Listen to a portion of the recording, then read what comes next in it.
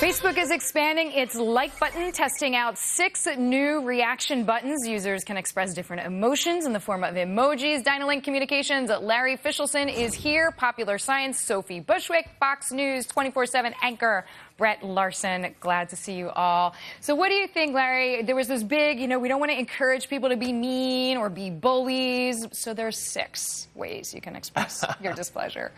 Well, as a Facebook shareholder since the beginning, and I continue to own Facebook, I think it's going to continue to grow and thrive. I like the fact that they're coming out with new things. They have to continue to come out with new things. So I'm all behind this. I think it's good. There's 6 now. There probably should be more eventually, and I think they'll continue to add as they try it out. One, the wow one. That is good. What do you like? I really like all of them. I think that like, or even like and dislike, there's no subtlety there. You can't really express nuance. And I think 6 is a start at expressing it. It's definitely not the final word, but people always have comments. All right. Yeah, I like it. I like that it gives you like a range. So when somebody says like, really sad, my dog passed away or whatever, you don't have to like it, which feels really unnatural. My concern is that it's further diminishing our use of communication as a tool, as opposed to like, I'm just going to put an emoji out there. Like, yeah, I think a lot of the younger, like the 10-year-olds, I think they only communicate with emojis. Yes. Yeah, I mean, like, you can order Domino's pizza now with a pizza emoji, and that's troublesome. I mean, I hate picking up the phone and calling restaurants, as we've discussed many times prior.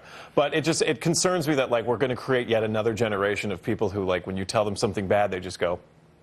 Well, if you look at it, though, Facebook, let's face it, it's all about advertising. So if you do these different emojis and different emotions, it can lead to different advertising targeted based on what emojis you put. Course. That's why I think this is just a little Larry's test that will grow. Just don't be fooled. Facebook is mining and selling.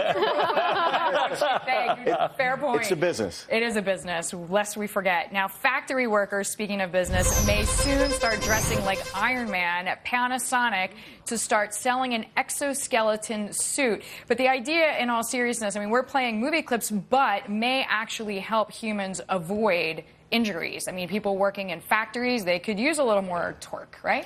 Absolutely. I think this is great. This is more technology. Being in the technology business, like new technology coming out, continue to grow. But the question is, what's going to be the cost? That's really the thing.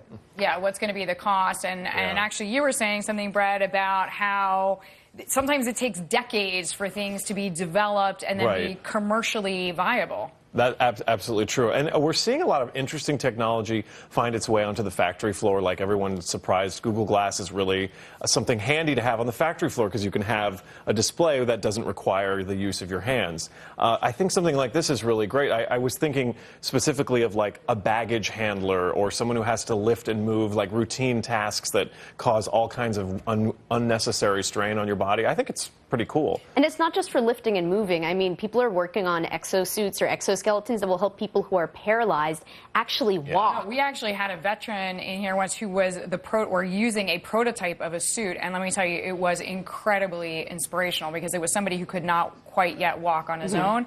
But the commercial implications, I like what you say, because sometimes it takes 30 years and then the investors go broke in the meantime. Yeah, and it's a wonderful thing, but what's it going to cost? Right. As one investor likes to tell me, he has 2 kinds of investments: way too early and way too early. So hopefully do not fall in that. But Larry Fishelson, Sophie Bushwick, and Brett Larson, thank you all.